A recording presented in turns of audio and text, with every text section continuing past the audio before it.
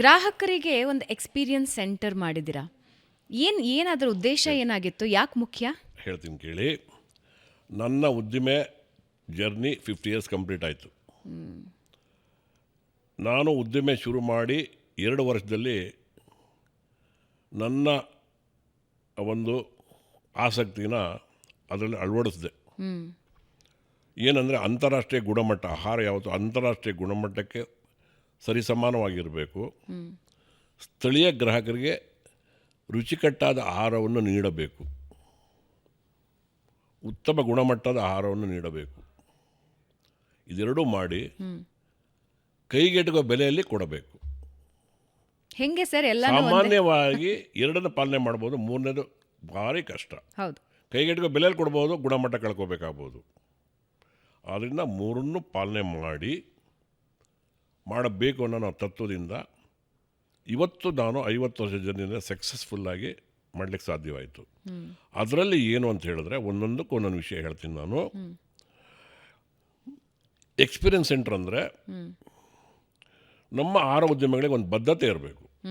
ಗ್ರಾಹಕರ ಆರೋಗ್ಯದ ಬಗ್ಗೆ ಕಾಳಜಿ ಇರಬೇಕು. ಅದಕ್ಕೆ ಗುಣಮಟ್ಟವನ್ನು ಕಾಪಾಡಿಕೊಳ್ಳಲೇಬೇಕು. ಎರಡನೇದಾಗಿ ಸ್ವಚ್ಛತೆ ಅನ್ನುವಂಥದ್ದೊಂದು ಹೋಟೆಲ್ನಲ್ಲಿ ಏನು ಅನ್ನುವಂಥದ್ದು ನಾನು ಶೋಕೇಶ್ ಮಾಡಿಬಿಟ್ಟಿದ್ದೀನಿ. ನಮ್ಮ ಹೋಟ್ಲಿಗೆ ಬಂದು ಅದನ್ನು ಶೋಕೇಶ್ನಲ್ಲಿ ನೋಡ್ಬೋದು ಥರ ಬೇಕಾದರೆ ತಾಜಾ ತಿಂಡಿನಲ್ಲಿ. ಮೂರನೇದಾಗಿ ಕೈಗೆಟುಕೋ ಬೆಲೆ. ಇದೆರಡನ್ನೂ ಮಾಡಿದೆ ಅಂತ ಇಟ್ಕೊಳ್ಳಿ. ನಾನು ಸಾಮಾನ್ಯ ಗ್ರಾಹಕರು ರೀಚ್ ಆಗಬೇಕು ಅನ್ನೋ ನನ್ನ ಒಂದು ಉದ್ದೇಶ. ಯಾವುದೇ ನಾನು ಮಾಡಿದ ಒಂದು ಕೆಲಸ, ನನ್ನ ಆಹಾರ ಕಾಮನ್ ಮ್ಯಾನ್ ರೀಚ್ ಆಗಬೇಕು, ಒಂದು ಕ್ಯಾಟಗರಿ ಜನಗಳಿಗಲ್ಲ. ಅದು ಕೈಗೆಟುಕೋ ಬೆಲೆ. ಇವತ್ತು ನಮ್ಮ ತಾಜಾ ತಿಂಡಿಗೆ ಬಂದರೆ ಕಸ್ಟಮರ್ ಇದರಲ್ಲಿ ನಾನು ಹೇಳ್ತೀನಿ, ಎಕ್ಸ್ಪೀರಿಯನ್ಸ್ ಸೆಂಟರ್ ಯಾಕೆ ಹೇಳ್ತೀನಿ ಅಂದರೆ, ಇವತ್ತಿಗೂ ನಮ್ಮ ಬೆಂಗಳೂರಿನ ಮಹಾನಗರದಲ್ಲಿ good quality idli 13 rupees each, 13 rupees vada, 13 rupees coffee, 35 rupees masala dosa with ghee. ಈ ಒಂದು ಪ್ರೈಸ್ನಲ್ಲಿ ನಾವು ಗ್ರಾಹಕರಿಗೆ ಸೇವೆ ಕೊಡ್ತೇವೆ. ಜೊತೆಯಲ್ಲಿ ಹೈಜೀನ್ ಮೇಂಟೈನ್ ಮಾಡ್ತೀವಿ. ಗ್ರಾಹಕರು ಎಲ್ಲರೂ ಬಂದವರೆಲ್ಲರೂ ಅದ್ರ ಬಗ್ಗೆ ತುಂಬ ಪ್ರಶಂಸೆಗಳನ್ನು ಮಾಡ್ತಾರೆ. ಎಲ್ಲೂ ಈ ಥರ ಗುಣಮಟ್ಟದ ಆಹಾರ ಸಿಗಲ್ಲ, ನಿಮ್ಮಲ್ಲಿ ಆಹಾರ ತಿಂದರೆ ನಮಗೆ ತೇಗು ಬರೋದಿಲ್ಲ, ಹೊಟ್ಟೆ ಭಾರ ಅನಿಸಲ್ಲ, ಒಂದು ಚೌಚಬಾತ್ 25 ರೂಪಾಯಿ ಕೊಡ್ತೇವೆ ಅನ್ನುವಂಥ ಒಂದು ಮಾತು.